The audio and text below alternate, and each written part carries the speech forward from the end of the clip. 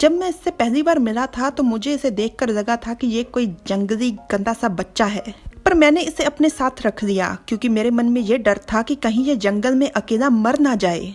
इसकी उम्र तो 5-6 साल है, पर ये अपनी उम्र के बच्चों से देखने में छोटा लगता है। पोटैटो को घर में लाने के बाद पापा उसे नहलाने की कामयाब कोशिश कर रहे हैं, जिसमें हो रही है खींचातानी और पापा बुरी तरह से पिट रहे हैं। ये बहुत ही ताकतवर है और देखने में ऐसा लगता है कि ये किसी विदेशी का बच्चा है। पोटैटो को नहलाने के बाद पापा पहुंच रहे हैं उसे तौलिए से और पोटैटो काट रहा है पापा की बाजू पे अपने दांतों से।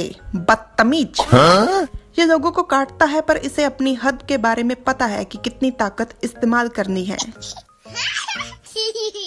ये यकीनन बहुत ही अच्छा बच्चा है। 1 महीने के बाद ये अचानक से गायब हो गया।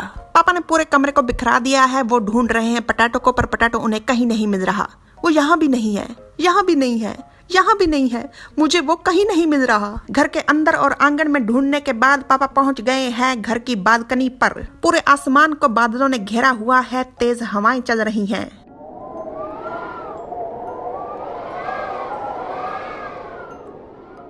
ये पूरा इलाका जंगली है। हम चारों तरफ से जंगल से घिरे हुए हैं। कहीं पापा के चेहरे पर एक अजीब सी घबराहट थी। वो कसकर अपनी मुट्ठी मींच देते हैं। कल वो बहुत ज्यादा डर गया था तो वो भागकर वापस पहाड़ों में चला गया था। तो क्या वो मेरे साथ नहीं रहना चाहता?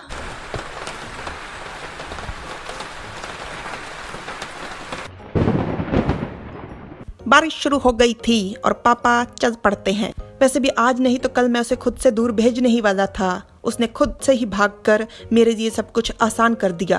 अंदर जाते हुए पापा के कदम रुक जाते हैं जब पोटैटो का उन्हें हंसता हुआ प्यारा सा भोला भाला चेहरा याद आता है।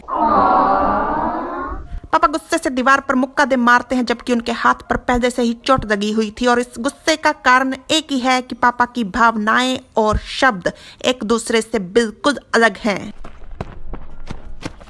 पापा तेजी से सीढ़ियों से उतर रहे थे और फोन पर किसी से चिल्लाते हुए कहते हैं, ओए मैं हूँ, हमारे सभी लड़कों को इकट्ठा करो और जाकर मेरे लिए पहाड़ों में उसे ढूंढो।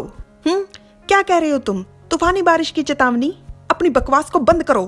पापा तेजी से सीढ़ियों से उतर रहे थे, पर वो आखिरी सीढ़ी से जब उतरते हैं तो उनकी चप्पल टूट जाती है। इस चप्पल को भी अभी टूटना था। चप्पल के साथ गाली गलौज करने के बाद पापा को कुछ आवाज आती है। यही कुछ पास से पापा तुरंत उस आवाज की तरफ अपनी तिरछी नजरों से देखते हैं और पापा को दिखता है वो जिसे वो ढूंढ रहे थे। पोटैटो, जिसकी कमीज में जेब ना होने के कारण उसने सारा सामान जो कि थे पत्ते इकट्ठे किए थे उसे अपनी कमीज में ही डाल दिया था।